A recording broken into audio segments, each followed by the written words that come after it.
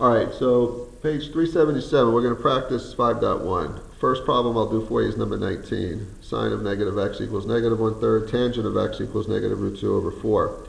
When we look at the sine of negative x, since the sine is an even function, the sine of negative x is the same thing as the sine of x.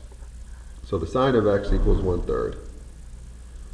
We can also notice that the tangent of x being negative, the sine of x being positive, that we're in the second quadrant. So that's going to help us figure out what the sines are for each of the 6 functions.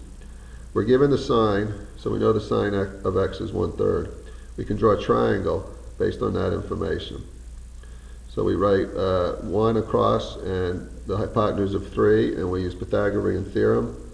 And we get the other side, the adjacent side of x, to be root 8, which is the same as 2 root 2. Now that we have all 3 sides of the triangle, we can basically just go down the list. Sine of x is 1/3, and it'll be positive. The cosine of x, if we look at the adjacent side over the hypotenuse, we get 2 root 2 over 3. But because we're in the second quadrant, the cosine is negative, so the answer would be negative 2 root 2 over 3. We go into tangent. Tangent is opposite over adjacent, which will be 1 over 2 root 2. And we need to remove the radical in the denominator, so we multiply that by root 2 over root 2. And we end up with negative root 2 over 4. And then again, it's negative because the tangent in the second quadrant is negative. Cotangent will be the inverse of the tangent. So cotangent is 1 over the tangent, which in this case will be negative 2 root 2. The cosecant x is 1 over the sine. So since the sine of x was 1/3, the cosecant of x will be 3. And then lastly, for the secant of x, secant x being 1 over the cosine, we'll end up with, after we clear out the radical, the answer is going to be negative 3 root 2 over 4.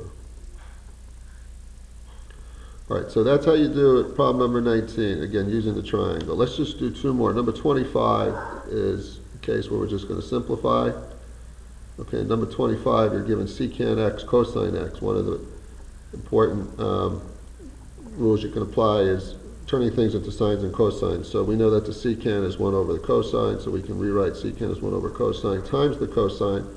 And now we end up with cosine over cosine. They cancel out, and we get 1 as the answer. So that one was fairly straightforward. And then lastly, I'll do number 37 for you. 37 is the cotangent of x times the secant of x.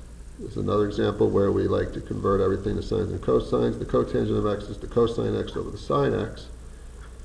The secant x is 1 over the cosine x. The cosines cancel out. We're left with 1 over the sine x, which is the cosecant of x. So that's basically how you do these. Good luck the rest of the way.